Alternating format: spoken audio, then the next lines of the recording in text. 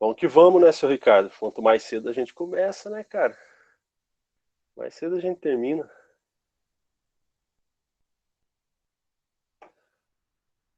Ó, tô compartilhando a tela aí. Quem tá aí? É o Durval e o Ricardo. Isso. Então, ó, tem aí a apresentação do slide. Vamos começar. E o pessoal que não entrar agora, assiste depois. Bom, é o seguinte, pessoal.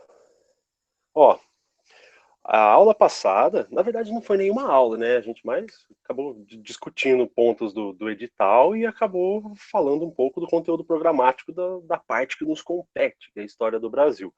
Então, a aula passada, a gente discutiu os pontos primordiais do edital, que vocês já devem ter dado uma olhada. Eu até falei para vocês lá, se tiver alguma dúvida com o edital, algo do tipo, é só mandar uma mensagem, alguma coisa. No final desse slide, no final de todos os slides, né, tem e-mail, telefone, esse tipo de coisa. E a gente deu uma organizada no conteúdo programático a aula passada, né? Porque o edital, quando você dá uma olhada nele, o conteúdo de história ele vem um pouco meio bagunçado. Daí eu dividi, né? Acabei dividindo o conteúdo programático desse edital em 4 frentes, ok? Então, teoricamente, teríamos 6 aulas, né? Uma semana passada, que já foi. Aí depois, como eu dividi em 4 frentes, a frente A, que a gente vai dar uma olhada hoje, que é Brasil Colônia, a frente B, que é Brasil Império, a frente C, que eu considero as mais importantes, porque certamente, com certeza absoluta, pelo menos 2 ou 3 questões de história do Paraná vai aparecer na prova, né? Então a frente C é de história do Paraná e a frente D é da história do Brasil República. Tudo bem?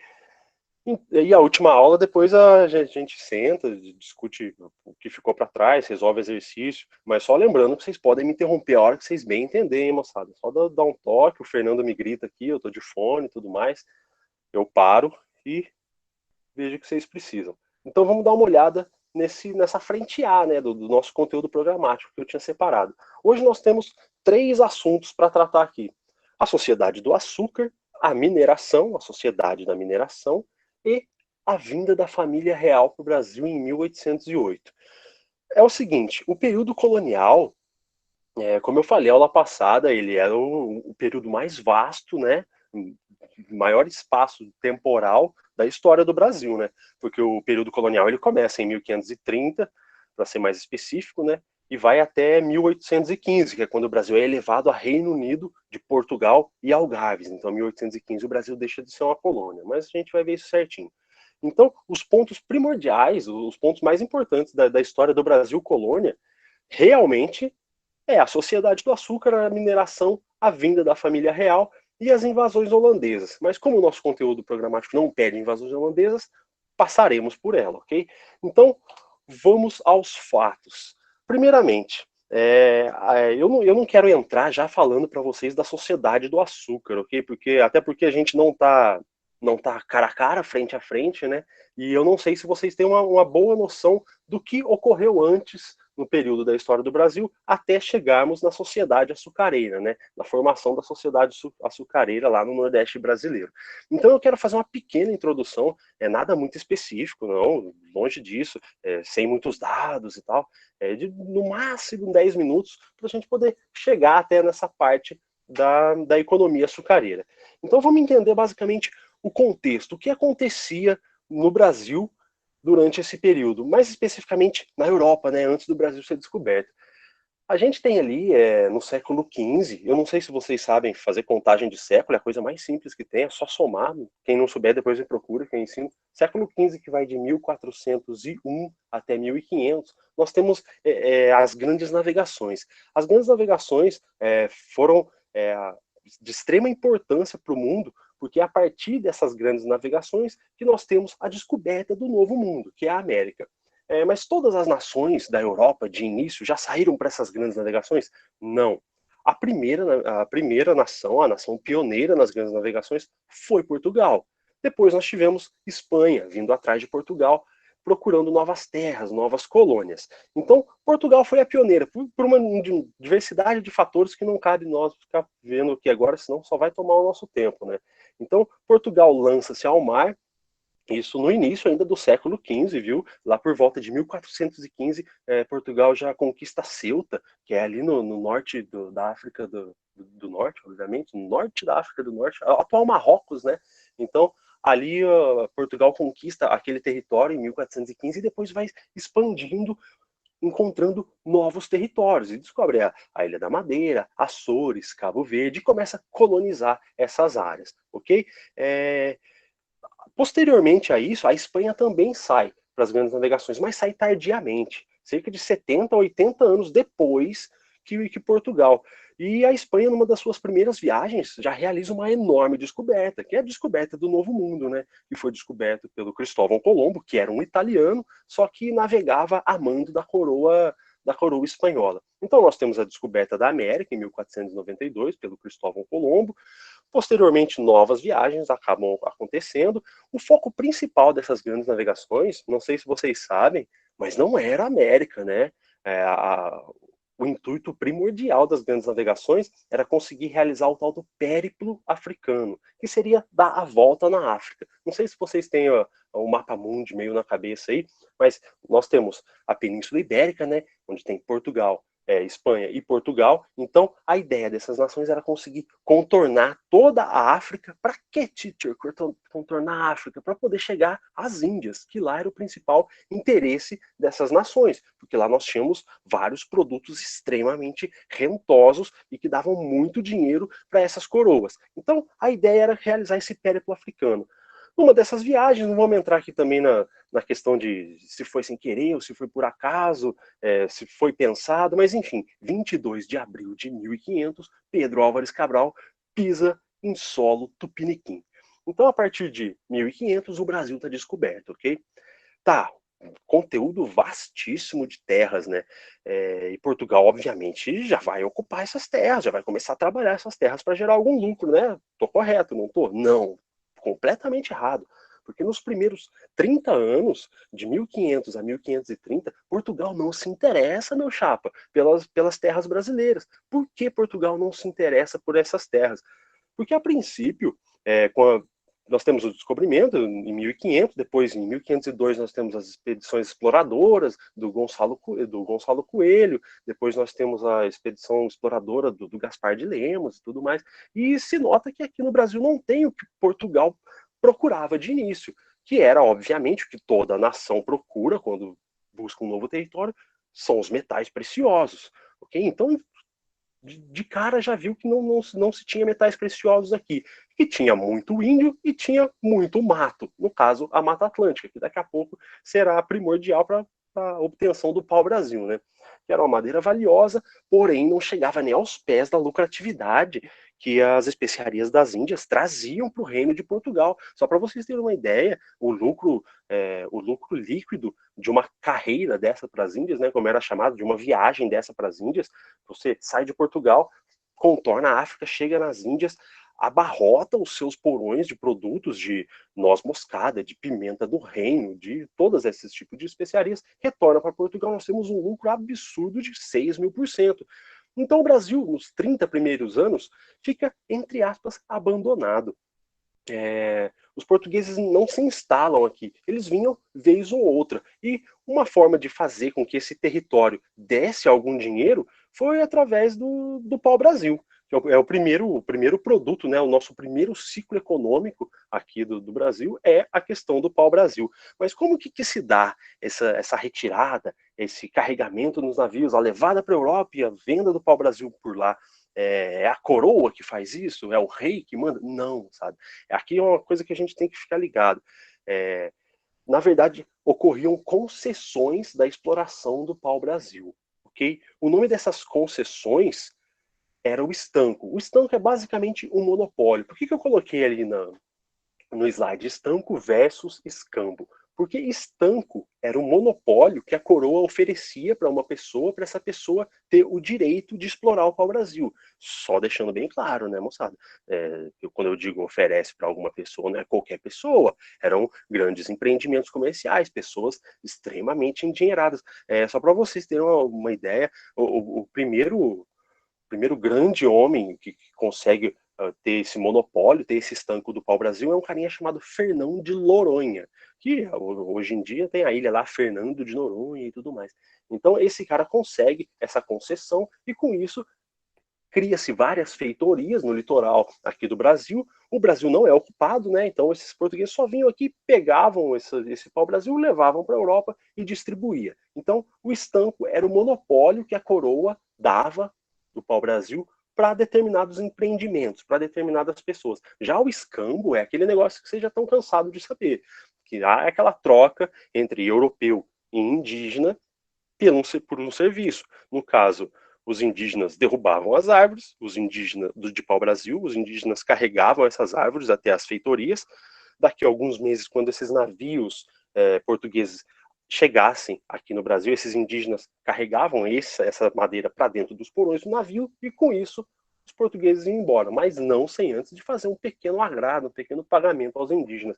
Era muito comum, eu mesmo, durante um tempo na escola, aprendi que tratava-se de quinquilharias, né? Porque os portugueses vinham aqui, pegavam o nosso pau-brasil e davam para os indígenas espelhinho, machado de metal, miçanga, sabe? Que absurdo. Na verdade, não é bem assim, né? Porque se for parar pensar pelo lado do índio, pô, o índio não conhecia metal, cara. O índio da América do Sul, ele não conhecia o metal. Então o europeu chega com um machado de metal para ele, chega com um espelho para ele que ele não conhecia, é óbvio que ele vai aceitar de muito bom grado. Uma vez que para o índio, pô, olha quanta árvore a gente tem aqui, essa árvore não vai nos fazer diferença.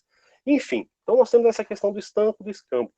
Mas o ponto primordial aqui é o seguinte: como eu acabei de dizer para vocês, esses europeus, esses portugueses, europeus também, eles não se estabeleceram nesses primeiros 30 anos aqui em solo brasileiro. Eles vinham da Europa, carregavam os navios de pau-brasil, retornavam para a Europa. E eram viagens esporádicas, né? Você sabe, um período desse aqui, começo do século XVI, sei lá, 1510, uma travessia Europa-Brasil demorava cerca de 4 meses, 3 meses e meio. Então é algo custoso, é algo meio abissal. Então é o seguinte: como esses portugueses não se instalavam aqui no território, o que começa a acontecer? Pirataria. Corsários, navios de outras nações começam a vir para o Brasil e fazer esse mesmo comércio do pau-brasil com os indígenas. Homens como os franceses, que os indígenas chamavam de maírs, né? Papagaio falantes, que parece que os franceses falavam muito, né? Os portugueses eram chamados de perós, né? Pelos índios, os franceses chamados de maír. Então nós temos a presença de vários maírs, né? Vários franceses se relacionando com os indígenas e, entre aspas, roubando esse pau-brasil que seria de Portugal, obviamente, porque de acordo com o Tratado de Tordesilhas, a terra do Brasil pertencia ao Reino de Portugal. Então, os franceses não poderiam vir aqui retirar esse pau-brasil. Tem até uma parte engraçada, né? Que o rei da França, Francisco I, ele diz: eu quero ver o testamento de Adão que me afastou da partilha do mundo. Porque eu não sei se vocês sabem, não vamos entrar muito aqui também não, mas a questão do Tratado de Tordesilhas dividiu o mundo entre duas nações, Portugal e Espanha.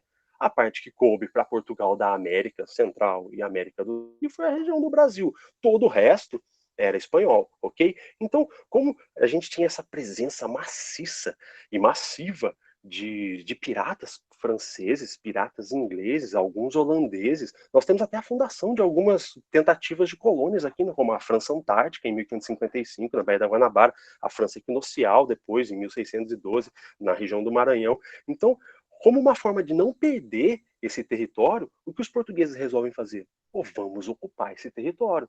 Porque caso nós não ocuparmos esse território, corremos o risco de perder para as nações rivais. ok? Então é a partir daí que temos a montagem da colonização, ok? É a partir desse momento, a partir de 1532, 1534, nós temos a vinda para cá do Martim Afonso de Souza, e ele funda a Vila de São Vicente, temos a capitania de São Vicente. Depois o território brasileiro é dividido em 14 lotes para 12 donatários, e com isso nós temos as capitanias hereditárias, como vocês estão vendo do ladinho aí, do lado dessa segunda lâmina, ok? Então era isso que se passava no Brasil antes da gente entrar na sociedade do açúcar. Porque a partir do momento que nós temos a instalação das capitanias hereditárias aqui no Brasil, que nós entraremos na sociedade do açúcar. Porque esse sistema de capitanias hereditárias trabalhava com açúcar. Então, nós tínhamos a construção de vários engenhos nessas capitanias, não todas, obviamente, né, porque esse sistema, a gente pode dizer com toda certeza que esse sistema fracassou. Apenas duas capitanias vigoraram, né, vingaram aqui no Brasil, a capitania de São Vicente, ali a atual São Paulo hoje, boa parte do Paraná aqui também, né, a capitania de São Vicente e a capitania de Pernambuco, do Duarte Coelho, né? A capitania de São Vicente era do Martim Afonso de Souza, tinha um investimento estatal, tinha investimento da coroa, e a capitania de Pernambuco, que era do Duarte Coelho, filho do lendário navegador Gonçalo Coelho, né? Que tinha vindo para o Brasil no começo do século fazer as expedições exploradoras. Então, é só com a montagem das capitanias hereditárias que nós temos o início da Sociedade do Açúcar. Então, agora uma coisa para a gente entrar de fato na sociedade do açúcar, que é o tema que nos interessa. Que fique bem claro, o primeiro ciclo econômico do Brasil foi o pau-brasil, ok? Agora nós temos esse segundo ciclo econômico, que é o açúcar. É a partir daqui que o conteúdo programático pede para vocês, ok? Então, é a partir daqui que o assunto nos interessa mais. Aquilo ali que eu falei, como disse agora há pouco, era apenas uma pequena introdução. Como eu disse para vocês, apenas duas capitanias vingaram, né? A de São Vicente e a de Pernambuco. Mas de início a gente tem que se ater mais à capitania do Pernambuco, do Duarte Coelho. Porque lá nós tivemos uma grande montagem de um empreendimento comercial baseado no açúcar, né? Não era algo barato, viu, moçada? Requeria extremos investimentos estrangeiros. Muitos portugueses não tinham todo esse dinheiro para investir no açúcar, então acabavam pegando empréstimos, se associando aos holandeses e tudo mais, que a gente vai ver mais para o final, que foi um dos motivos da derrocada do açúcar brasileiro. Então, a partir desse momento da montagem das capitanias hereditárias, nós temos a presença dos engenhos. Ok? Então, o que a gente pode definir? O primeiro ponto que a gente pode definir dessa sociedade do açúcar no Brasil, que começa ainda, né, no século XV, no século XVI, quer dizer, por volta de 1550, 1560, até porque quando você funda ali uma feitoria, funda um engenho de açúcar, você vai algum tempo para começar a produzir, né, meu chapa? Porque você tem que derrubar a mata, trabalhar a terra, plantar o açúcar, né? Que era a cana-de-açúcar era crioula, era nativa, sabe? Então demorava 18 meses para crescer. Então era um tempo considerável. Então, o primeiro ponto que a gente pode deduzir aqui é que a sociedade açucareira é uma sociedade extremamente agrária, ok? Por isso não tem discussão alguma, porque vocês já viram algum engenho funcionando no centro de uma cidade? Não. Então, a sociedade do açúcar é predominantemente agrária. Nós não temos aqui centros populacionais, centros urbanos ainda no Brasil. Isso vai ocorrer de forma mais maciça a partir da mineração, como veremos daqui a pouco. Então, a partir do momento que nós temos essa sociedade agrária, composta por vários engenhos aqui no Brasil, principalmente na região do Nordeste. Quando a gente falar em açúcar, moçada, lembra do Nordeste, ok? Aqui, ó. Essa região é a região que mais deu lucro no açúcar para o Brasil. Para o Brasil, na verdade, não, né? Para metrópole, para Portugal. Porque qual é a função de uma colônia? O Brasil era uma colônia, né, cara? A função do Brasil é gerar lucros para sua metrópole, no caso, Portugal. Então, temos aí uma sociedade agrária. Agora eu pergunto para vós, Missê, para usar um termo da época, nós tínhamos uma fácil mobilidade social? Ai, óbvio que não, né, Tite? Para de ser burro, já deixou escrito ali. Cara, é o seguinte, quando eu estou falando em mobilidade social, vocês já devem ter, não sei se vocês prestavam atenção, isso é do gosto de cada um, né? Mas todo professor de história costuma fazer sempre quando vai tratar de alguma sociedade específica, num tempo, num espaço específico, a gente sempre acaba fazendo a tal daquela pirâmide, sabe? Igual você for parar para pensar na era medieval, né? Então nós temos lá o clero no topo, depois a nobreza e depois os servos, ok? Agora aqui na Sociedade do Açúcar, nós temos também uma sociedade extremamente segmentada, extremamente estratificada. Nós tínhamos uma difícil mobilidade social, cara. Por quê?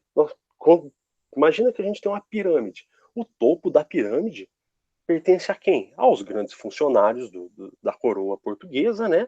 E aos senhores de engenho. O segundo escalão dessa pirâmide é de alguns profissionais que trabalhavam no engenho, profissionais livres e que recebiam algum dinheiro, porque requeria uma certa experiência, um certo know-how, né, para trabalhar nesses engenhos.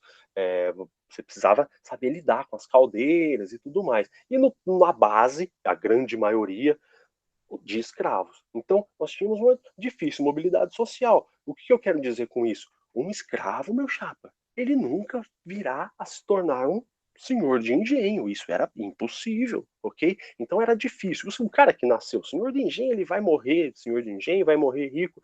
Eu vou chamar de profissional liberal, que não é bem o nome, mas os assalariados, os que não eram escravos, né?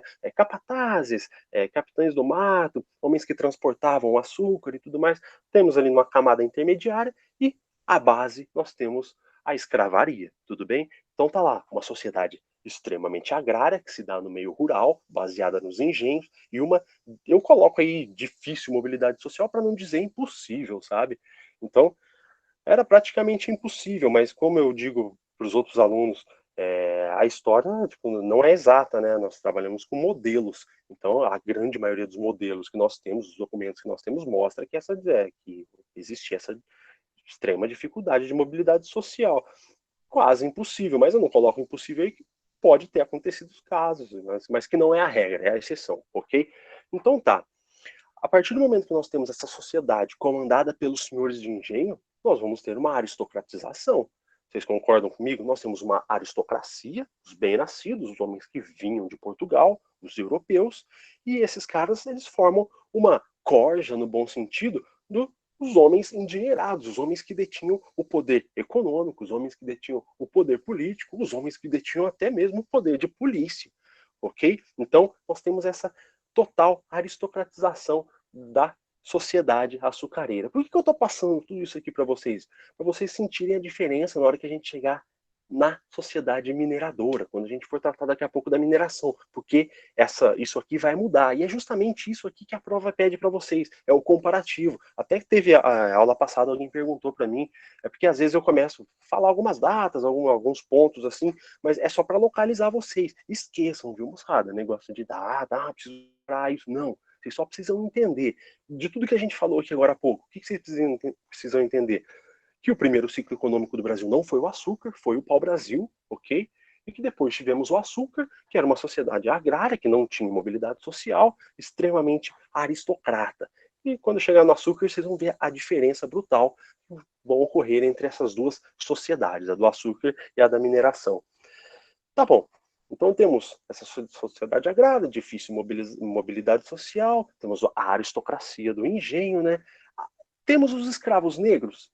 Temos, mas a princípio a mão de obra utilizada era a mão de obra indígena. Só que aí a gente cai num enorme problema, num problema medonho, porque é o seguinte, com a descoberta, né, da América e, consequentemente, do Brasil, tínhamos esse povo novo que nunca tínhamos tido contato, e que era uma novidade para o mundo todo, que era a questão indígena.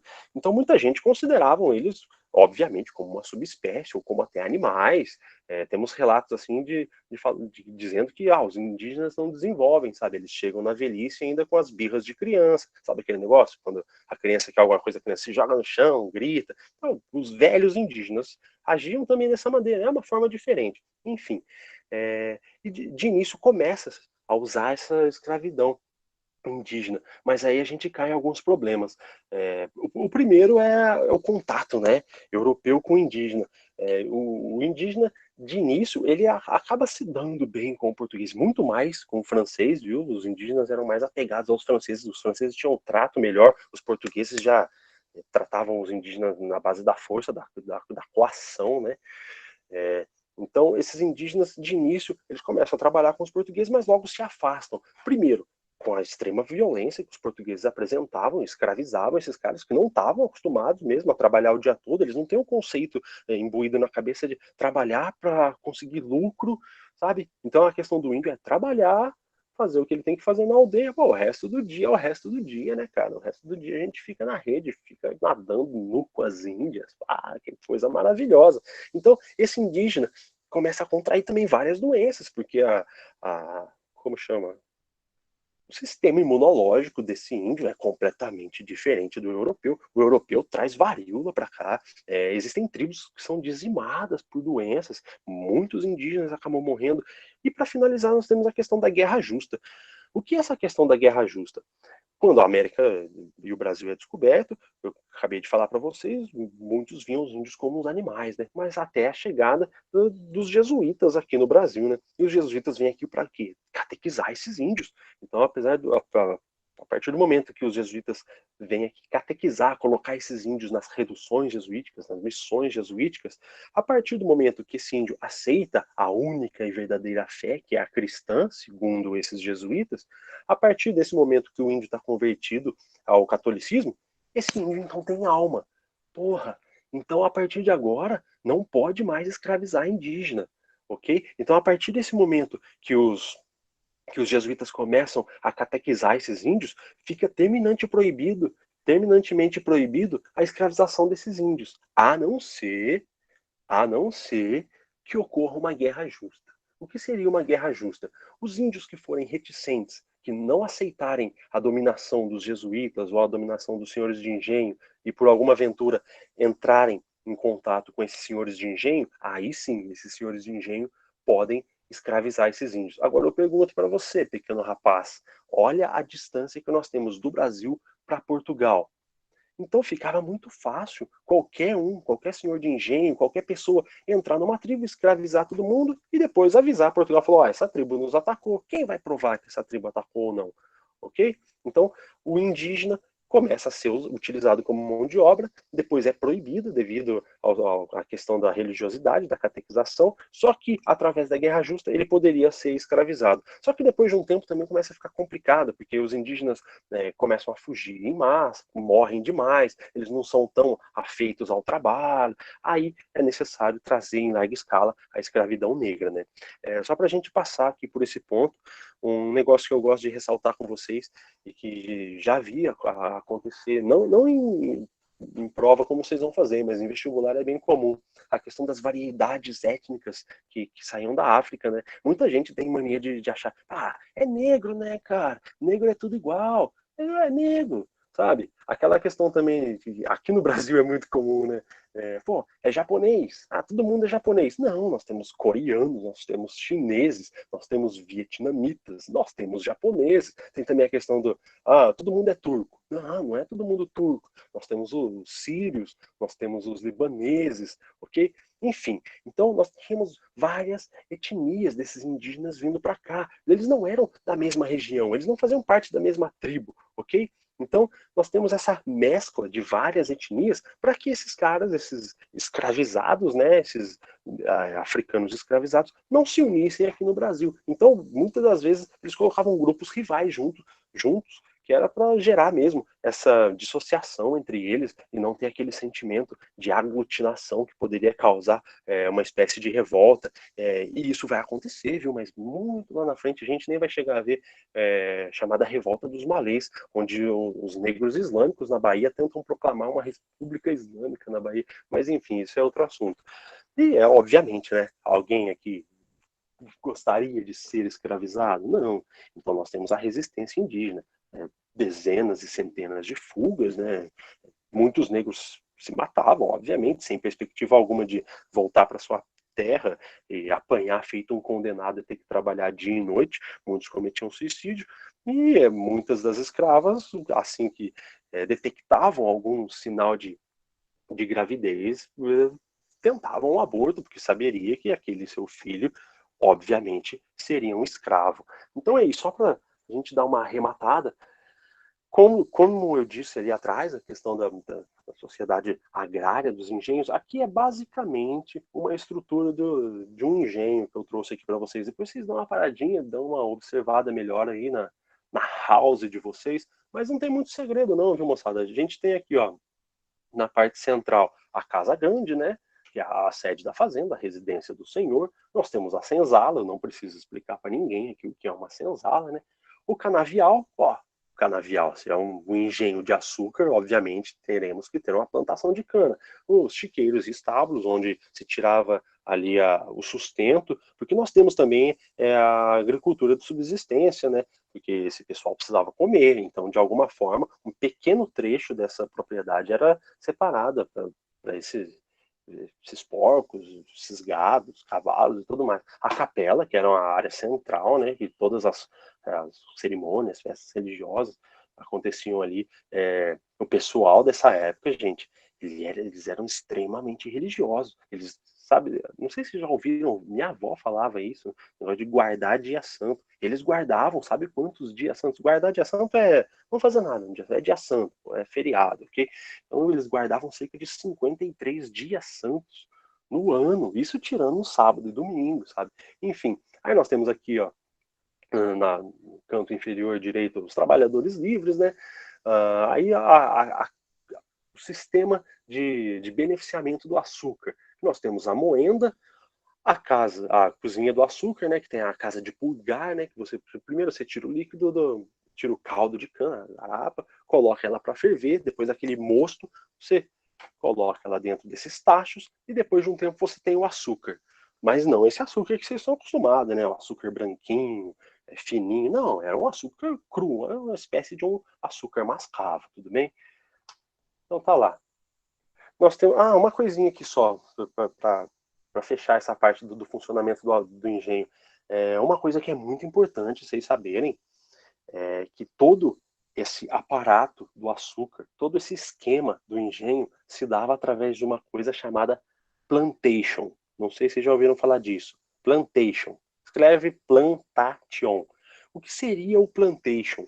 O plantation ele vigorou muito tempo no Brasil, né? Aqui e também nas outras colônias da América Espanhola e tudo mais. O plantation ele tem um tripé formador. O que seria um engenho baseado no plantation? Presta atenção. É a monocultura, ou seja, você vai produzir um produto só. No caso é o açúcar. É uma monocultura voltada para fora. Então você pega um latifúndio, que é o segunda parte desse tripé, um latifúndio, uma propriedade muito grande, você vai plantar um produto só, no caso, o açúcar, e você vai usar a mão de obra escrava para reduzir custos, ok? Então, esses engenhos funcionavam à base do plantation, ok? Que é a monocultura, latifúndio e escravidão. Filé? Tranquilo? Aí tá lá. Já para ir fechando essa questão da nossa área da sociedade do açúcar, a gente tem aqui, eu trouxe um mapinha aqui com dos principais ciclos do período colonial, né, para vocês. Só que a questão das drogas do sertão vocês esquecem, viu? A gente não vai ver. A questão da pecuária aqui também a gente não vai ver. Então prestem atenção aqui na área de atuação da cana de açúcar. Nós temos aqui na região, né, de São Vicente, Rio de Janeiro e atual Espírito Santo, vocês estão vendo que aqui está marcado em roxinho, né, como se fosse uma área açucareira. Sim, de fato era. Só que essa região ela acaba se dedicando ao açúcar um pouco tempo depois. O foco principal do açúcar ele vai se dar no Nordeste por diversos fatores, né? A questão do solo de Massapê, da área nordestina, principalmente da região da província do Pernambuco. O solo de Massapê é um solo sensacional para o cultivo dessa iguaria, né? Até então, hoje em dia o açúcar é vulgarizado, né? Mas nessa época não. O açúcar é algo extremamente valioso, né? O açúcar constava em como chama? Fugiu o nome. Testamento, tipo, alguém morria e deixava em testamento 2 caixas de açúcar para o Fernando Oliveira, ok? Então, essa área do Nordeste é a área de maior atuação do açúcar, devido ao solo que eu falei para vocês, devido ao bom investimento que ocorreu na capitania do Pernambuco, pelo Duarte Coelho, devido à proximidade da Europa, né? Pode parecer que não, né, meu chapa? Mas olha aqui, se você sair do Nordeste do Brasil, você consegue, vamos supor que para cá ali tem mais mapa, né? Você chega muito mais rápido em Portugal, você chega muito mais rápido na Europa, você chega muito mais rápido na África do que você sair de Paranaguá, você sair de Santos, né? Não é à toa que até mesmo durante a Segunda Guerra Mundial, os Estados Unidos colocaram bases aéreas aqui no Brasil, ok? Porque a distância é mais próxima de alguns pontos que eles necessitavam atacar, mas isso aí é outro assunto, é história geral, vocês não vão ter história geral nessa prova, que é bem legal também a história geral, mas a história do Brasil é legal. Tudo é legal, né? Eu gosto mas enfim. Então tá lá. Então nós temos o foco principal na região do Nordeste. Tá, então vimos que o nosso primeiro ciclo foi o pau-brasil, mas não é o ciclo, é só para vocês saberem, né? O ciclo do pau-brasil não vai cair na prova de vocês. E o nosso segundo ciclo, a força motriz do país, onde a economia se dava, era na questão açucareira, principalmente no Nordeste. Agora, muita atenção aqui para vocês entenderem como colapsou, né? Como que acabou essa hegemonia, esse ciclo do açúcar no Brasil. A região predominantemente era o Nordeste. Eu disse para vocês agora há pouco no começo da aula que nem todos portugueses tinham tanto dinheiro para investir aqui. Então, corriqueiramente, muitos precisavam se unir a outros empreendimentos que aconteciam na Europa, principalmente os batavos, né? Vamos chamar eles de holandeses para ficar mais fácil para gente. Os holandeses eram parceiros do Brasil, cara.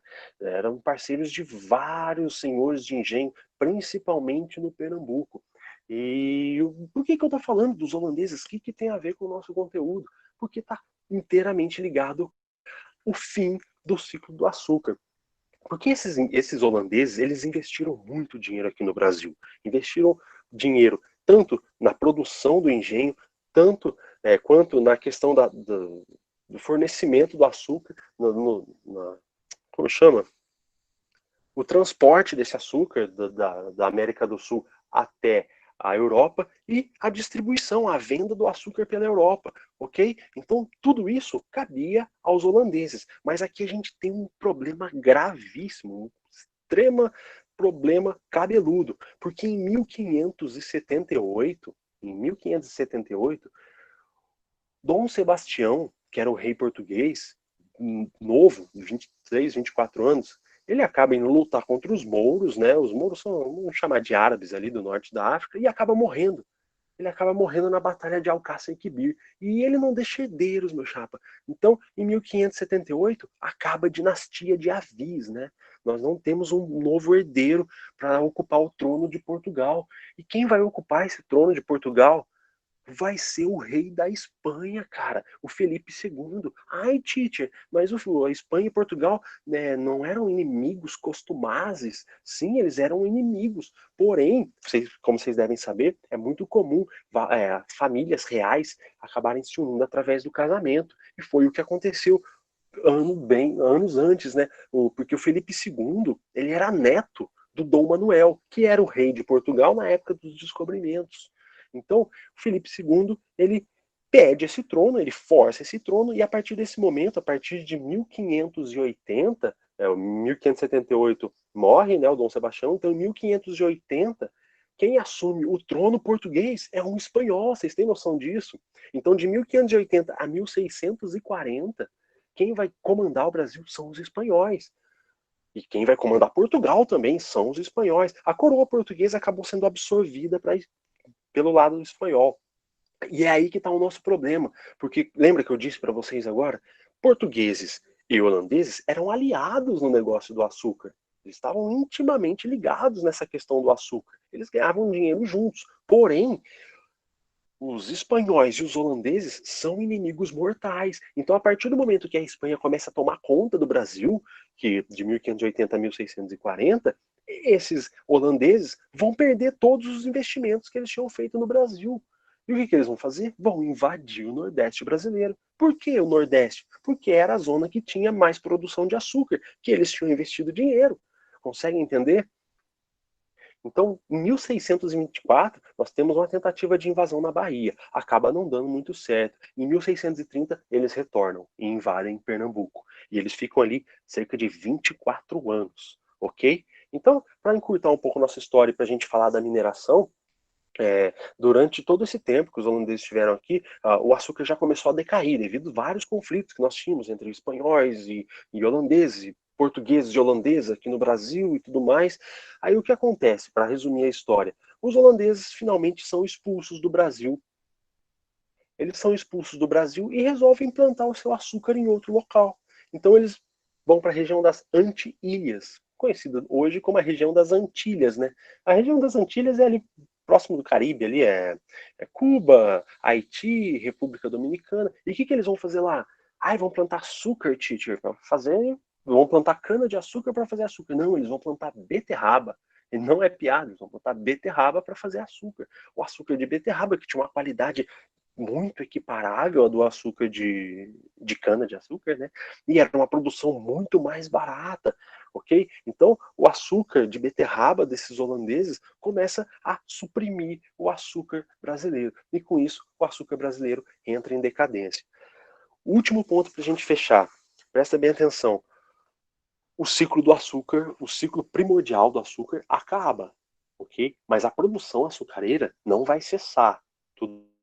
Então nós temos esse ciclo do açúcar terminando, mas não que nenhuma região mais vai produzir açúcar, não, acabou, não temos mais isso, não. Continuarão nos engenhos, alguma coisa, mas não será, o açúcar não será mais a força motriz da economia da colônia brasileira. Tudo bem? Alguma dúvida, meus pequenos? Pequenos não, vocês são tudo marmanjão já, né? Deixa eu ver o horário para ver se eu não estou me alongando. Estou me alongando um pouco, mas vou lá. Vamos falar agora da mineração. É o seguinte, então nós temos todo esse ciclo do açúcar, anteriormente nós tínhamos o ciclo do pau-brasil, depois do ciclo do açúcar nós temos o ciclo do ouro. Já era a hora, não era? Porque, como eu disse no começo da aula, o foco, né, cara, de qualquer nação que encontra um novo território e faz desse território a sua colônia, obviamente, é encontrar rápido, o mais rápido possível, metais preciosos. Porque você não precisa produzir, né? Você viu a função que era levantar um engenho, esperar a cana crescer, cortar a cana, né, tirar o caldo, purgar, depois os holandeses vinham, pegavam, refinavam, distribuíam. Se você tem metal precioso, você vai desenterrar o dinheiro só e levar para a Europa, porque é muito mais fácil, é muito mais rentável, não tem nem comparação. Então, de início, vocês sabem, como eu já falei para vocês, que não foi encontrado metais preciosos no Brasil, né, cara? E o que deixava os portugueses extremamente emputecidos. Sabe por quê? Porque os espanhóis, que saíram 70, 80 anos depois para as grandes navegações, os espanhóis saem para as grandes navegações. Logo nas suas primeiras viagens, descobrem a América, né, em 1492. E já em 1545, eles descobrem as minas de prata de Potosí. Então, desde 1545, que a Espanha tem lucros vultosos com metais preciosos. E Portugal nada, cara. Portugal naquela ansiedade de descobrir logo seus metais. Isso se tivesse metal no Brasil, né? Então nós temos a questão dos bandeirantes, que vocês já devem ter ouvido falar. Nós tínhamos 3 tipos, né, desses bandeirantes. O que nos interessa aqui é o bandeirismo de prospecção. Mas só para vocês saberem, terem uma ideia, nós temos o bandeirismo de contrato, ou sertanismo de contrato, que eram os bandeirantes que andavam pelos rincões do Brasil caçando os escravos fugitivos. Nós temos o bandeirismo de apresamento, que eram esses bandeirantes que também ficavam pelos rincões do Brasil, mas atrás de apresar índio para vender enquanto escravo. E temos os bandeirantes da prospecção, o bandeirismo prospector, que eram bandeirantes que andavam pelo país procurando metais preciosos ou pedras preciosas. Até que hoje em dia aí tá uma discussão desgraçada, né? Eu chamo isso a pura da burrice, né? Porque vocês estão vendo, vamos derrubar a estátua de tal bandeirante, porque ele matava índio. Vocês viram, cara? Eles picharam a estátua do Winston Churchill na Inglaterra, os caras são malucos, sabe? Sabe que O cúmulo da burrice é o cara querer interpretar os dias de hoje, 2020, o cara ou melhor, o cara quer interpretar 3 séculos atrás com a cabeça de hoje, a cabeça de 2020. Todo mundo, tá, hoje todo mundo tem um consenso de que escravidão é péssimo, que não é legal matar índiozinho, mas cara, você tem que entender a cabeça da sociedade daquela época, entende? Então não é assim que a coisa se dá, mas ok, esse não é o nosso assunto. Nós temos então esse bandeirismo de prospecção, vários bandeirantes buscando metais pelo Brasil. A primeira localidade, né, eu sempre falo isso para o pessoal, onde foi o primeiro lugar que encontraram ouro no Brasil? Aí todo mundo responde, Minas Gerais. Fala, não, pequeno animal, foi no estado que tem as mulheres mais maravilhosas do Brasil, aqui no Paraná, como diria o Alborguete, né, aqui no Paraná.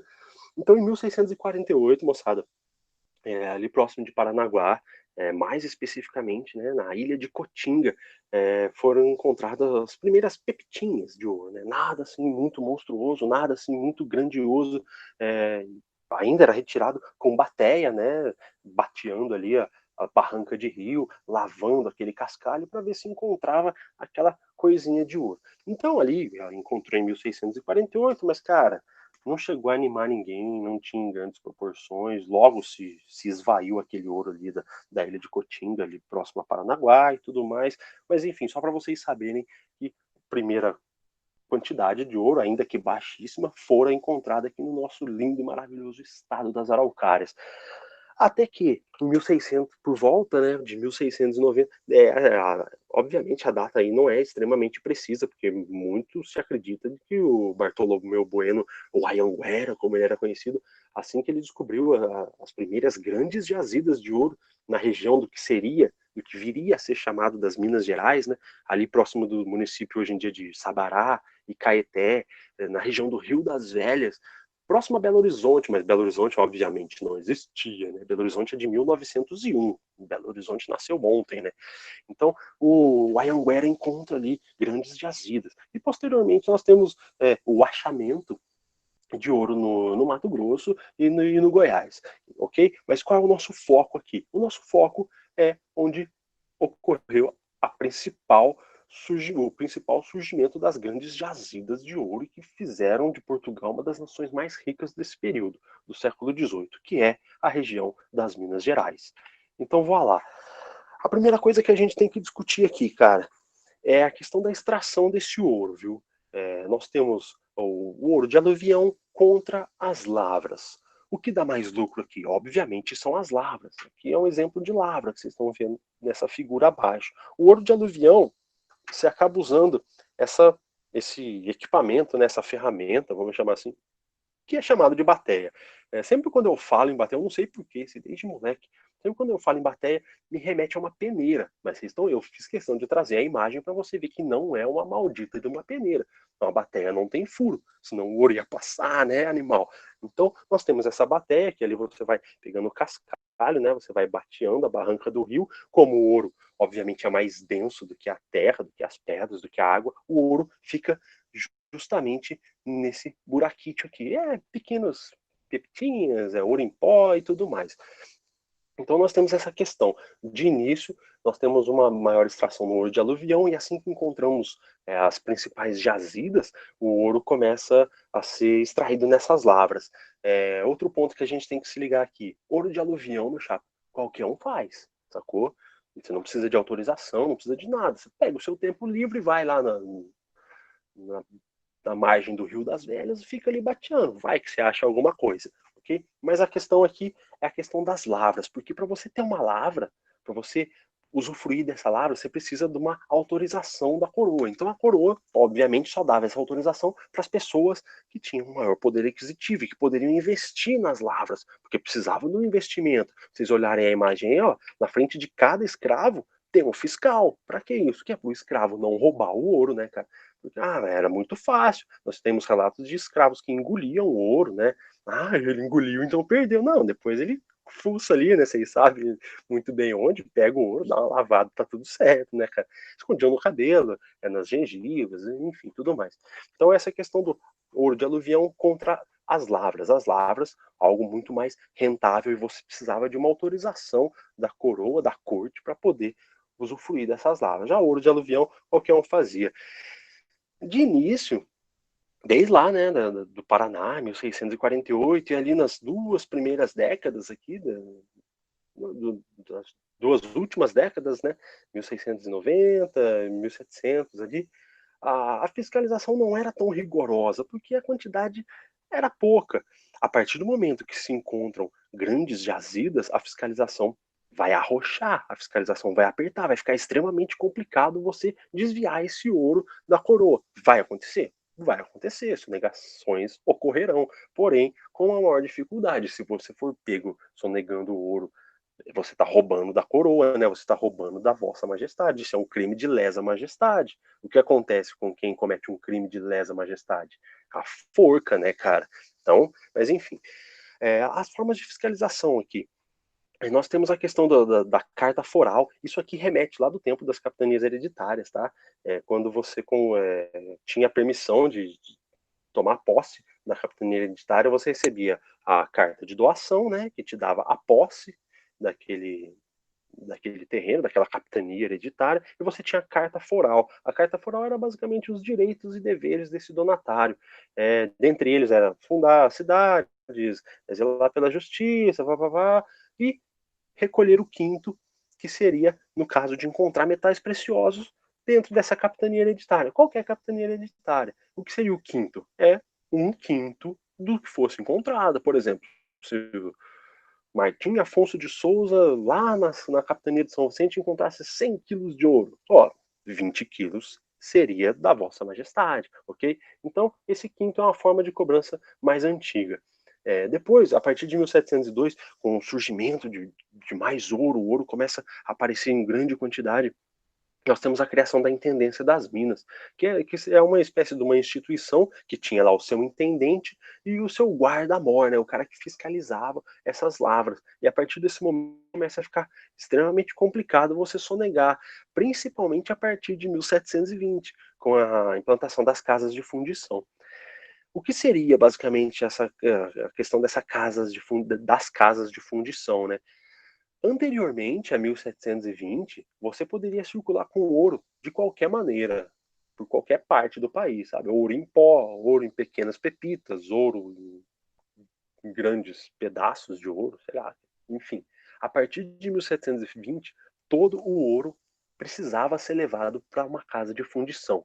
E lá na casa de fundição eles derreteriam esse ouro, já retirariam o quinto da Vossa Majestade e te devolvia o que sobrasse. Por exemplo, mesmo exemplo, se alguém encontrasse 100 quilos de ouro em Sabará, você precisava levar esses 100 quilos de ouro para uma casa de fundição. O cara lá tivesse na casa de fundição, o intendente, ele ia pegar esses 100 quilos, ele ia derreter os 100 quilos e já ia retirar 20 da coroa e ia te devolver 80. Só que ia te devolver 80 como? Através de um ouro legalizado aqui, ó, através de um lingote de ouro, uma barra de ouro que vale mais do que dinheiro, como diria Silvio Santos. Aí você repara aqui, ó, o lingote tem uma numeração, tem o ano, né? Esse ouro aqui é um pouco posterior, né, de 1811. Esse aqui é de um colecionador que eu peguei uma vez na internet. Esse cara, o cara que tem esse lingote é aqui do Paraná, de Curitiba. Faz parte da Sociedade Numismática Paranaense. Aí aqui a gente tem o toque do ouro, aqui a marca da coroa real e tudo mais. Ou seja, a partir das casas de fundição, o ouro só pode circular em barras ou em lingotes. Se alguém for pego com ouro em pó, ouro em pepita, já era, meu chapa, tu tá morto. A partir de 1735, nós temos a implementação da captação. O que seria a captação? Além de você pagar esse quinto, lá nas casas de fundição, você vai pagar por cada escravo que você tiver uma quantidade de ouro. Eu não me lembro agora se é entre 14 e 17 gramas de ouro, ok? Então, se você tivesse lá 1.000 escravos, você tem que multiplicar lá 14 gramas vezes 1.000 e daria o tanto de ouro que você teria que pagar, sabe? E isso, obviamente, vai deixar os donos das lavras extremamente emputecidos, né? Porque é mais uma cota, é mais um imposto que tem que se pagar para a coroa. Aí, não satisfeito, e tem um porém também, né? O ouro, vocês sabem muito bem que é um recurso natural não renovável, né? Quanto mais se retira esse ouro, menos ele vai ter, ele vai desaparecer da natureza, né, cara?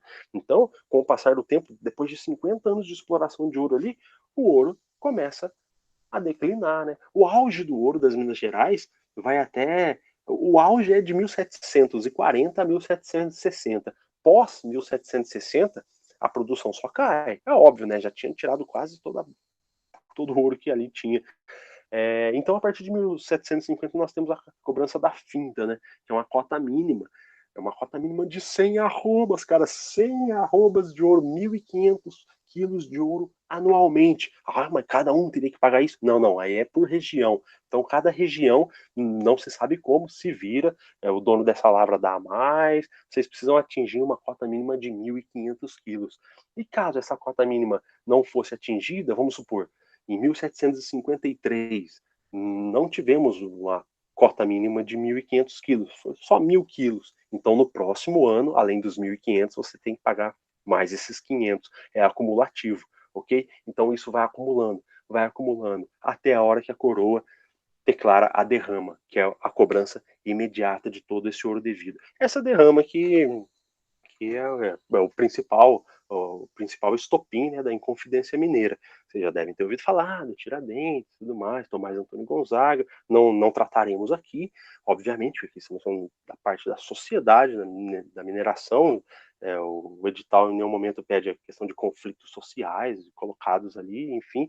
Mas então, a partir dessa derrama, dessa exigência do pagamento extra, que nós temos a eclosão da Inconfidência Mineira. E só para voltar rapidinho, também não vai ser cobrado, mas só para vocês saberem, em 1720, a instalação das casas de função, nós tivemos uma grande revolta, né, na cidade de Vila Rica, chamada de Revolta de Vila Rica ou Revolta de Felipe dos Santos. Foi um cara que tentou ir contra a coroa e tudo mais, e acabou morto, né? Ele é considerado o primeiro Marte dessa zona mineradora, ok?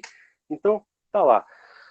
Para a gente já ir fechando a questão da mineração, quais as transformações que ocorreram nessa sociedade? É justamente aqui, nessa parte, que eu digo para vocês, eu estava falando lá no começo da aula, da comparação entre a sociedade do açúcar e a sociedade da mineração, que é isso que a prova pede, cara. Ele quer que você saiba comparar tempos históricos, ok? Independentemente de saber datas, de saber nome de quem foi, você precisa saber basicamente comparar os tempos históricos. Então, comparar o ciclo do açúcar com o ciclo do ouro. E posteriormente, aula que vem, trataremos do ciclo do café, que é o que está lá no nosso conteúdo programático, ok? Dentro do Segundo Império. Mas olha as transformações. Como no açúcar nós tínhamos engenhos, uma sociedade extremamente agrária, é aqui na região, na época da mineração, que nós temos o primeiro grande surto demográfico do Brasil, cara. Olha ali, de 300 mil pessoas, de 1.700, essa região pula para 3 milhões e 300 mil pessoas em 1780, em menos de 100 anos. Olha o tanto de gente que veio para cá. E é obviamente que você precisa alimentar toda essa galera, né? A partir desse momento, nós temos uma urbanização, aí sim a gente pode dizer que nós temos um processo de urbanização, várias cidades surgem nas Minas Gerais. Então, é só com o descobrimento do ouro, com a extração desse ouro, que nós temos os surtos populacionais das pessoas em cidades aqui no Brasil, ok? Então a partir daí todo mundo começa a morar em cidade, né? Não, muito pelo contrário. A grande maioria da população brasileira só passa a morar majoritariamente em cidades agora, né? Ontem, né? No governo do Juscelino Kubitschek, ok? Mas é aqui que a gente tem o primeiro grande surto demográfico. Cerca de 10% da população de Portugal veio para cá tentar a sorte no ouro. Então, para alimentar todo esse pessoal, a gente tem essa formação de um mercado interno, né?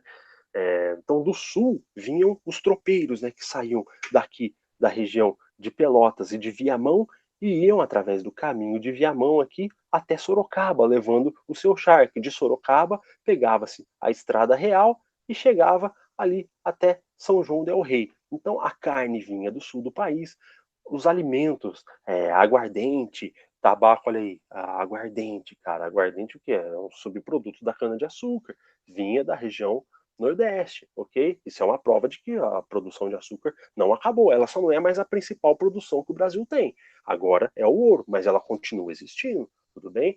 Então, do sul nós temos o couro, né, o charque, do Nordeste alimentos, aguardente, tabaco, e do Sudeste aqui do Brasil também alimentos, armas importados que vinham da Europa, né? Porque nessa região, nessa ocasião, o principal porto do Brasil passa a ser o Rio de Janeiro, devido à proximidade com essa região mineradora, né? E com isso o Nordeste brasileiro começa a sofrer com um relativo abandono. E agora um dado interessante é que onde tem muito dinheiro circulando, obviamente, nós temos um processo inflacionário, né? É coisa que, tipo, que criança pergunta, né? Ai, mães, tem tanta gente pobre, por que a gente não imprime dinheiro e não dá para todos os pobres? Assim, acaba a pobreza. Não, assim, a gente vai gerar mais pobreza, cara. Então, nessa época da mineração, nós temos um processo inflacionário monstruoso. Eu trouxe aqui um textinho que eu encontrei no final do ano passado. Eu já mostrei isso aqui para outros alunos também, é só para vocês terem essa ideia e conseguirem distinguir de que a maior alta de processo inflacionário que nós tivemos no Brasil foi na época da mineração. Ó, só aí um exemplozinho para vocês terem essa ideia de quanto valiam as principais coisas comuns. Dá uma olhada aí, ó, rapidinho. A corrida do ouro em Minas Gerais, no começo do século XVIII, gerou a mais alta inflação de preços em toda a história do Brasil. Com base no relato do padre André João Antonil, é Antonil, viu, moçada? Com um L lá, eu errei na hora de digitar, não é Antônio, não, é André João Antonil, autor de Cultura e Opulência do Brasil, fiz a seguinte atualização desses valores. Ah, olha que legal. Levando em conta que 1 grama de ouro custa hoje R$ 160. Quem fez esse estudo aqui foi um cara que eu adoro, chamado Laurentino Gomes. Ele é daqui de Maringá, mas ele é conhecido nacionalmente. Na verdade, ele não é um historiador, mas eu considero ele um historiador, com um dos melhores textos de história é ele que escreve. E isso aqui, ó, é de março do ano passado. A grama do ouro estava custando R$ 160. Eu fui preparar essa aula aqui para vocês, segunda, terça, sei lá. Sabe quanto está valendo hoje o grama do ouro? O grama do ouro tá 290 conto, cara. 200. Ai, teacher, mas eu gosto de investir em Bitcoin. Então vai lá, investe no Bitcoin. Não compra ouro, não. Ouro é furado. Olha lá, ó. Só voltando. Olha o preço das coisas. Um boi custava 360 gramas de ouro. Cerca de R$ 57.000. Isso, R$ 160, né? Hoje tá 290. Uma galinha, 14 gramas, R$ 2.300. Um pastel pequeno, 3 graminhas de ouro, 4 graminhas ali, né? R$ 570. 1 quilo de manteiga, R$ 1.150. Ó, as roupas, uma camisa de linho. Uma camisa de linho custava 4/8, né? Custava R$ 2.300. Um par de meias de seda, R$ 4.600. Um par de sapato, R$ 2.800. Preço de escravos. Um negro bem feito, valente, ladino. Ladino é esperto, sagaz, perspicaz. Custa 1 quilo de ouro, igual a um preço de 3 bois ou 3 cavalos. Um molecão de 13 a 15 anos, 900 gramas de ouro. Agora uma negra, ladina, uma negra esperta e cozinheira, vale 1,3 kg de ouro. Bah. Então, não se esqueçam disso, a maior alta de processo inflacionário do Brasil até hoje. Ah, mas tivemos a superinflação do final da ditadura, 50 milhões por ano. Não, tô exagerando, não era isso, né? Não. Então, para fechar aqui, nós temos a transferência da capital, né? Em 1763, o Marquês de Pombal vai transferir a capital de Salvador para o Rio de Janeiro, devido à proximidade, né? A possibilidade de uma mobilidade social, olha aí. Lembra que eu disse para vocês, lá na economia do açúcar, nós não tínhamos essa mobilidade social. O cara era senhor, o cara ia morrer senhor, cara. Ok? O cara era escravo e ia morrer escravo. Aqui não. Aqui nós já temos relatos de escravos que conseguiam, através do seu trabalho como um escravo de ganho, ele conseguia juntar dinheiro e comprar a sua alforria. Mas era mais comum ainda esse escravo juntar dinheiro, comprar outros escravos. Consegue pensar que doideira? Um escravo junta dinheiro, compra outros escravos e coloca esses escravos para trabalhar para ele. Ok? Então nós temos sim, aqui a partir do momento da mineração que começa esse processo de mobilidade social. E a vida social urbana, né?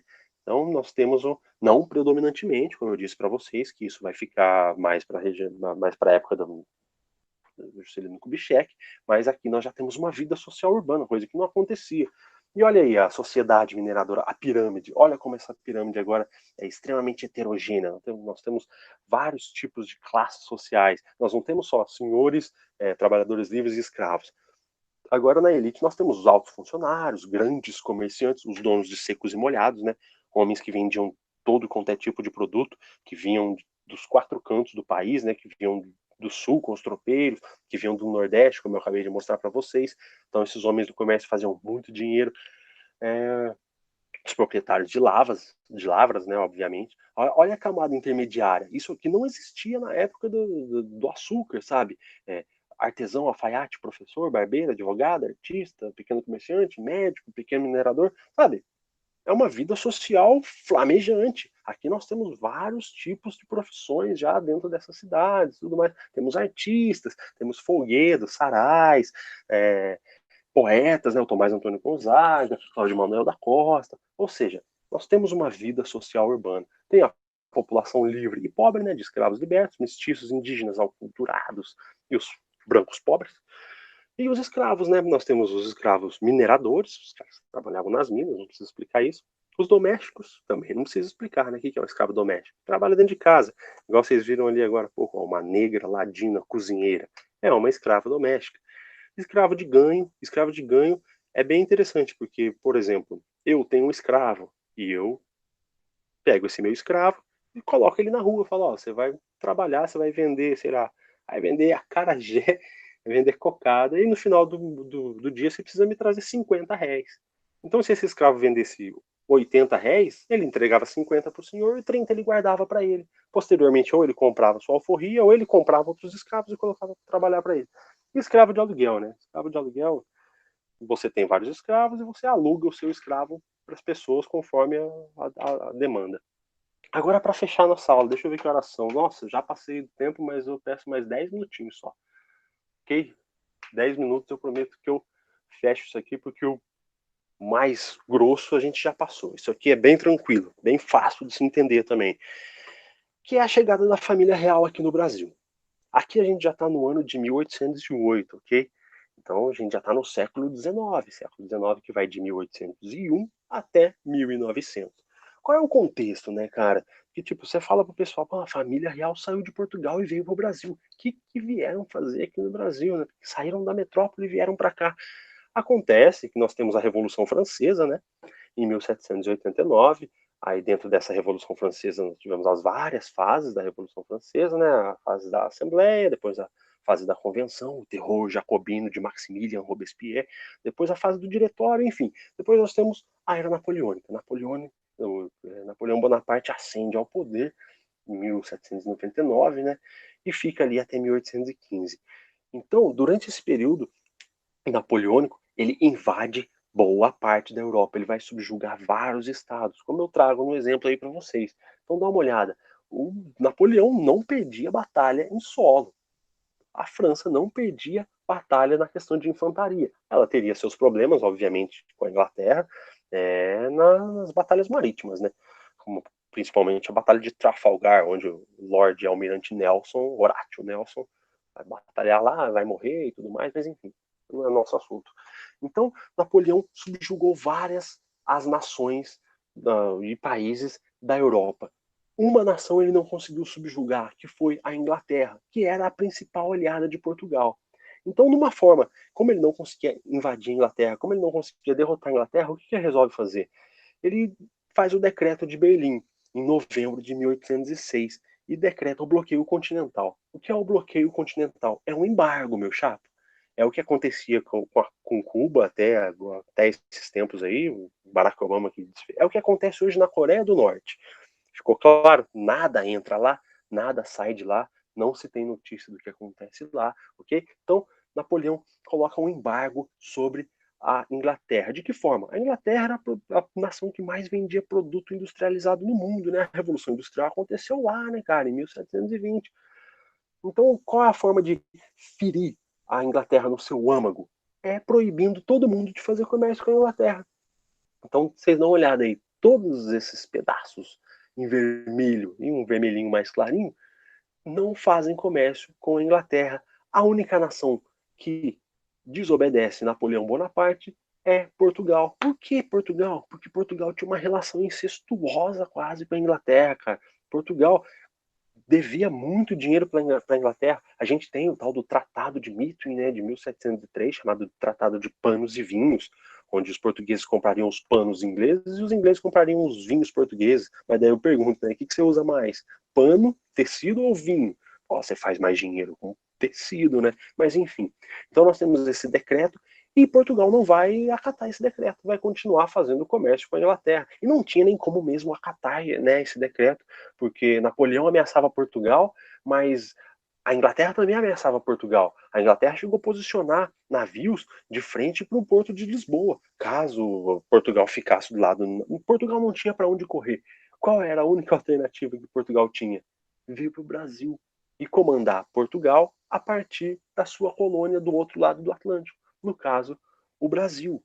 Então vocês conseguem entender esse contexto? Por que a família real sai da Europa e vem para o Brasil? Porque eles estavam sendo ameaçados pelo Napoleão. E caso eles topassem o bloqueio continental do Napoleão, a Inglaterra invadiria Portugal. Então não tinha o que fazer. A opção foi vir para o Brasil. E veio com escolta inglesa, tudo mais. E a, a coroa portuguesa, a corte portuguesa, né, acaba chegando aqui em 1808. E a primeira coisa que a gente tem que se ligar aqui, que assim isso é muito importante, é muito importante. A primeira coisa que a corte, o rei português, não era o rei, era o príncipe regente ainda, né, o Dom João VI. A rainha, teoricamente, era a Dona Maria, mas a Dona Maria já não estava muito bem da cabeça, né, ela tinha problemas de alucinações. É, no final da vida, mais pro final da vida, ela era de fato louca, né, gritava lá dentro do paço e tudo mais, do paço imperial. Enfim, os relatos são horríveis, né? E Pedro I cresce com essa avó meio amalucada. Mas aí o príncipe regente, Dom João VI, ele vai abrir os portos para as nações amigas. Mas quem são as nações amigas, né, da Inglaterra, cara? De Portugal, quer dizer. Qual nação amiga de Portugal? Dá uma olhada aí, cara. É a Inglaterra. Então, Portugal abre os portos para a Inglaterra. A partir desse momento, produtos ingleses podem entrar aqui. E o Brasil pode também vender para a Inglaterra. Tá, cara, mas o que isso tem a ver? Por que isso é tão importante? Olha aqui, meu chapa, é o fim do pacto colonial. É isso que fazia com que as amarras do Brasil ficassem ligadas a Portugal. Era o pacto colonial, exclusivismo comercial. O Brasil era uma colônia, cara. O Brasil só poderia comercializar com Portugal. O Brasil só poderia comprar de Portugal. Agora já não mais. Ele pode comprar de outras nações. Então, os produtos portugueses, até mesmo os produtos portugueses, vão pagar o imposto para entrar no Brasil. Vão pagar 16% de imposto. E as outras nações pagariam 24%. Isso até os tratados de aliança e amizade, de comércio e navegação, né? São dois tratados de 1810, Tratado de Aliança e Amizade, o de comércio e navegação. O principal para a gente é o Tratado de Comércio e Navegação, porque a partir desses tratados de 1810, a Inglaterra não pagaria mais 24% de imposto sobre os produtos. Pagaria apenas 14%, cara. A Inglaterra vai pagar menos imposto do que o próprio Portugal. Isso já não faz mais sentido. Ou seja, o Brasil ainda é uma colônia, mas não temos mais o pacto colonial. Portugal está sendo administrado a partir da sua colônia, que é o Brasil. Então, o que o Dom João VI resolve fazer em 1815? E aqui também é uma das partes mais importantes da nossa aula, que é a elevação do Brasil para Reino Unido. Em 1815, o Brasil deixa de ser uma colônia, cara. Presta bem atenção nisso. O Brasil não deixa de ser uma colônia em 1822, quando a gente fica independente, lá, 7 de setembro, independência ou morte. Não, a gente deixa de ser colônia anos antes, em 1815. A partir desse ano, o Brasil faz parte do Reino Unido de Brasil, Portugal e Algarves. Algarves é uma região bem ao sul de Portugal, não vamos entrar aqui nisso também, nem temos tempo. Okay? Então, a partir de 1815, a gente não é mais uma colônia. A gente faz parte do reino. O Brasil é o reino, ok? O reino está sendo administrado daqui. Nós não somos uma colônia, nós somos um reino. E isso, cara, já é um enorme passo para a nossa independência. O fim do pacto colonial e a elevação do Brasil para o Reino Unido, de Brasil, Portugal e Algarves, faz com que o Brasil dê passos larguíssimos para a gente atingir a nossa autonomia política, né, em 1822, ok? Então aí, para fechar a nossa aula, para a gente acabar com a nossa aulinha de hoje, que eu já extrapolei o tempo, mas Espero que vocês não tenham ligado, estejam gostando, né? Não queiram me xingar. Mas, enfim, em 1820 acontece a Revolução Liberal do Porto, né? Ou Revolução Constitucionalista do Porto, lá em Portugal. O que isso diz pra gente? Presta bem atenção, vamos voltar aqui. Portugal não vem, a corte não vem para o Brasil em 1808, tá lá, ela sai de Portugal em novembro de 1807, tem o tempo da travessia, chega aqui em janeiro de 1808, ok? Cara, Napoleão, desde 1815, já não é mais ameaça para ninguém. Napoleão tá preso. Cara. Primeiro ele vai para a ilha de Elba, consegue escapar e tudo mais. Depois ele é enviado para a ilha de Santa Helena. Ilha de Santa Helena, ninguém escapa da ilha de Santa Helena, cara. Ilha de Santa Helena é até estranho explicar, porque é uma ilha sem praia, sabe? É um conjunto rochoso que emerge do mar, mas bem no meio do Oceano Atlântico, entre a África e o Brasil. Enfim, então o Napoleão tá lá, não tem mais ameaça alguma na Europa. Por que o Dom João VI não volta para Portugal? Por que ele ainda está fazendo no Brasil? Uma vez que quando toda a corte vem para cá, quando eu estou falando da corte, viu, meus amigos? Eu não estou falando de um naviozinho de 15 pessoas, não. Eu estou falando de 10 a 15 mil pessoas. Então, é uma segunda evasão populacional de Portugal. Nós já tivemos essa evasão populacional na época da mineração, 80, 100 anos atrás. Agora, com a vinda da família real, nós temos outra evasão populacional. O povo está saindo de Portugal e vindo para o Brasil, nossos antepassados, ok? Então, a partir desse momento que não se tem mais ameaça, nós temos uma revolução lá na cidade do Porto. E esses caras lançam o Manifesto da Nação Portuguesa aos soberanos e povos da Europa. Ou seja, soberanos e povos da Europa, uma ova, né? Era um recado claro e extremamente direto para o Dom João VI, falando, cara, ou você retorna ou você vai ficar sem o seu trono. Então, o que esses caras diziam nesse manifesto? Primeiro, eles pregavam a fidelidade ao rei, falando, ó, nós queremos continuar tendo a monarquia enquanto forma de governo, obviamente, por uma constituição, você vai precisar respeitar uma constituição, você não será mais aquele rei absolutista, aquela questão, aquele conceito de rei absoluto não existe mais, sabe? E eles exigem um retorno imediato de Dom João VI para lá. E o Dom João VI, obviamente, vai precisar retornar em 1821, né? E com isso, Dom João vai acabar levando todo o tesouro, porque quando ele veio, ele trouxe toda a biblioteca real para o Brasil, que a gente queimou, né? A gente botou fogo todo naquela porcaria lá no Museu Nacional, cara. Tá? Boa parte das coisas estavam lá, a gente, enfim, leva o dinheiro de volta. Então o Brasil fica completamente desassistido. Eles querem também a restauração do pacto colonial, mas isso não vai acontecer, já não é mais possível. O povo brasileiro não aceitaria mais voltar a ser uma colônia, uma vez que já não era uma colônia desde 1815, 5 anos atrás, a gente aqui está em 1820. E, obviamente, Dom João não tem muita escolha, ele acaba por retornar para Portugal, com isso ele leva toda a família real junto, e deixa aqui apenas o seu menino pitoco, né? O Dom Pedro I, que não era tão pitoco assim, já era um homem feito, né? Só que um pouco tanto desmiolado. Então o Dom Pedro fica aqui, não retorna, e a partir dessa conjuntura que nós temos a regência do Pedro I, né? Depois nós temos o primeiro reinado, todos os assuntos que a prova não cobra de vocês, temos o primeiro reinado, e o primeiro reinado vai de 1822 até 1831. De 1831, o Dom Pedro vai abdicar em favor do seu filho, que tinha apenas 5 anos de idade. Aí de 1831 a 1840 a gente tem o tal do período regencial, que é a época dos regentes no Brasil. Vocês também não precisam se ater a esses fatos, não, que não é conteúdo de vocês. Aí é o tema da aula que vem, né, cara? Que a gente vai falar do segundo reinado, principalmente da questão do café e do fim da monarquia. Ok? Ficou claro? Aí, isso aqui é uma cena. Se eu não me engano, não tenho certeza, eu acho que é do Jean-Baptiste Debré. É do Debré, eu acho, essa imagem. Tem uma imagem da família real saindo de Portugal e vindo para cá, e essa é uma pintura da família saindo daqui e voltando para Portugal. Tá aí, moçada, ó. Eu acabo falando demais. Eu já falei, vocês podem me interromper o momento que vocês quiserem, tudo mais. Tem aí, ó, se não quiser falar por aqui, pode e mandar e-mail, telefonar, sei lá, sinal de fumaça, ICQ, qualquer coisa que vocês quiserem. É fácil de me encontrar, ok? Então, aula que vem, estudaremos a nossa frente 2, né? A frente B, na verdade, que eu separei por letras dessa vez, não por números. Né? A frente B. Trataremos da questão do café e do fim da monarquia aqui no Brasil. Tudo bem?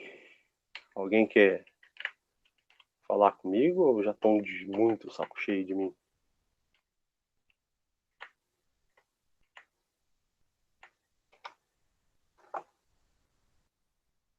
E aí, meus queridos? Quem tá aí? Tem umas mensagens aqui. Ah, não, é de